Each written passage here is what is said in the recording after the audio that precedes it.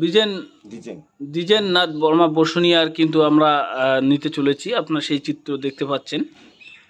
আমাদের প্রশ্ন থাকছে যে ইতিমধ্যেই প্রথম কিস্তির টাকা আবাস যোজনা অর্থাৎ বাংলা বাড়ি, যেটা সেন্ট্রাল সরকার এতদিন ধরে দেয়নি, তারপরে মমতা সরকার দিল, অর্থাৎ পশ্চিমবঙ্গ সরকার দিল।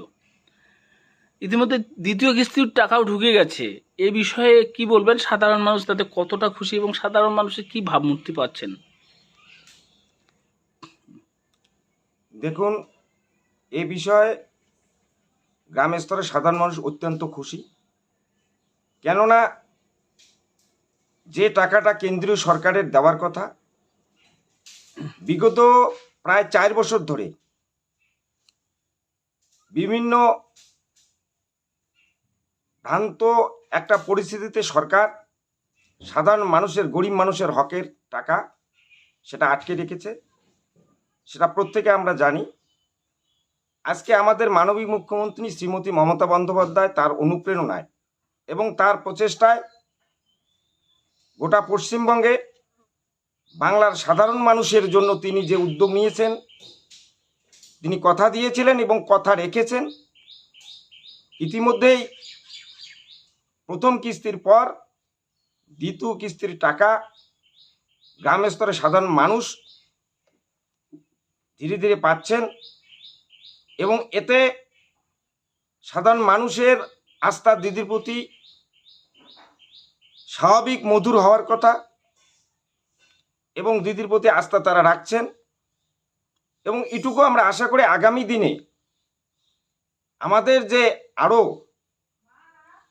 প্রায় 16 লক্ষ আবাস যোজনার তালিকা রয়েছে, গরিব মানুষ তারাও পাবেন। অর্থাৎ এক কথায় সমস্ত স্তরের সাধারণ মানুষ আজকে দিদির প্রতি আস্থা রাখছেন। তো এর কি ফলস্বরূপ 26-এ কি দেখা যাবে, কি মনে করছেন? 26-এ গোটা পশ্চিমবঙ্গে তো চতুর্থবারের জন্য আমাদের সরকার আসবেই।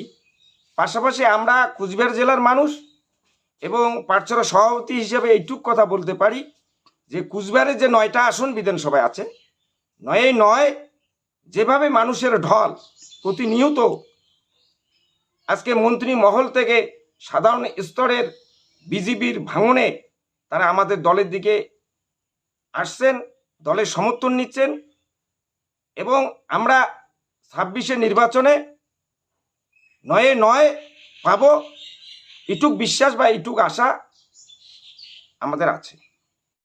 মূর্তি দেখতে পাচ্ছেন এই ঘর নিয়ে, সাধারণ মানুষ অত্যন্ত খুশি, অত্যন্ত খুশি। কারণ অনেকেরই বাড়িতে থাকার মতো কিন্তু স্বাভাবিক একটা অবস্থা ছিল না। আজকে প্রথম কিস্তির টাকা দিয়ে অনেকটা কাজ তারা করছেন এবং দ্বিতীয় কিস্তির টাকায় একটা সুন্দর ঘর করে তারা বসতবাড়ি করতে পারবেন।